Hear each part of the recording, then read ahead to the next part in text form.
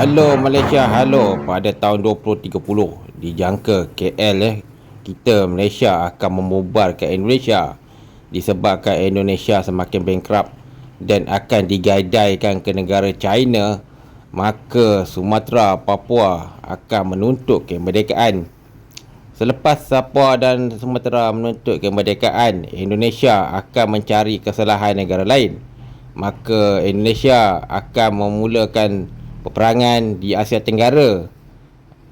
Pada masa ni Sumatera, Papua, Kalimantan akan tuntut kemerdekaan.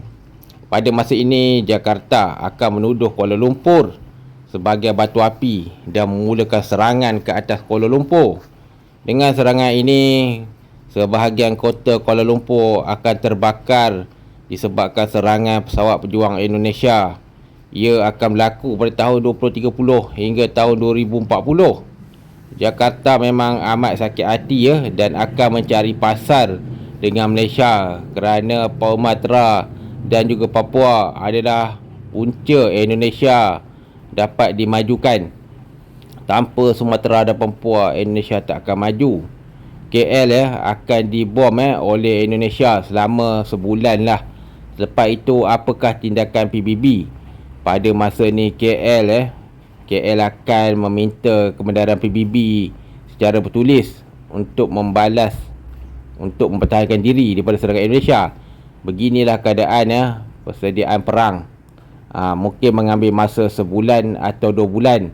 Serangan ini akan membuatkan keseluruhan Asia Tenggara termasuk pelabuhan juga di Singapura akan terganggu lah.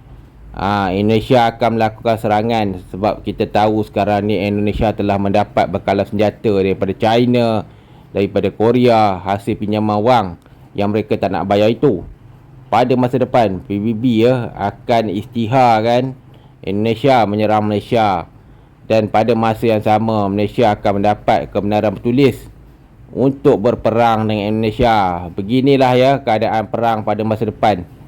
Ini akan menyebabkan keseluruhan Asia Tenggara terganggu. Apakah tindakan Malaysia? Jom kita lihat apakah Malaysia akan balasnya. Malaysia akan menyerang kembali. Serangan-serangan ini bukan saja daripada daratan Semenanjung. Selepas Indonesia dan tentera lautnya dinetralkan, barulah Malaysia. PBB juga akan mengisytiharkan Indonesia musuh negara. PBB juga akan beri kebenaran Kuala Lumpur berang dan juga membalas serangan. Beginilah nasib Endon. Apakah tindakan Indonesia? Indonesia seperti biasa akan maksa rakyatnya untuk berperang. Ini kerana tentera Indonesia akan menunggu di dalam pulau Indonesia saja. Pada masa yang sama, ramai rakyat Indonesia akan mengangkat bulu runcing dan menyerang apa saja yang mereka nampak yang bernoda dan berlambang dengan Malaysia. Begitulah teruknya perang pada masa akan datang. Pada 2030 juga, Malaya akan melakukan sekatan laut udara di seluruh Asia. Dan ini akan menjejaskan Indonesia kerana semua ubatan, alatan, bahan-bahan untuk proses kilang Indonesia datang daripada China. Jika Malaysia menyekat Selat Melaka dan Laut Cina Selatan, Indonesia akan tiba-tiba jatuh dengan teruknya. Bayangkan orang Indonesia tak dapat ubat Indonesia walaupun ada ubat, stoknya tak ada seperti ubat-ubat untuk penyakit di Indonesia. PBB juga akan memberi kelulusan kepada Malaya untuk menyerang Indonesia dan menghancurkan Indonesia sehabisnya. Apakah tindakan Indonesia? Indonesia juga akan berhadapan dengan FDPA. PBB juga telah meluluskan Malaya untuk menyerang ke dalam wilayah Indonesia.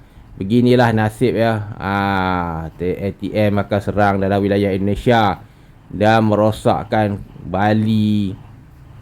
Pada masa ni rakyat di kedua-dua negara dapat melihatlah pertempuran udara. Pertempuran udara ini akan menyebabkan Indonesia kehilangan lebih banyaklah duit. Bukan saja hilang duit, Indonesia akan menjadi muflis. 2030 hingga 2040 macam-macam boleh jadi. pejuang Sumatera, pejuang Kalimantan akan angkat senjata. Inilah masanya pembubaran negara Indonesia. Jakarta juga pada masa ni diserang habis-habisan dengan bantuan tentera laut dan juga udara.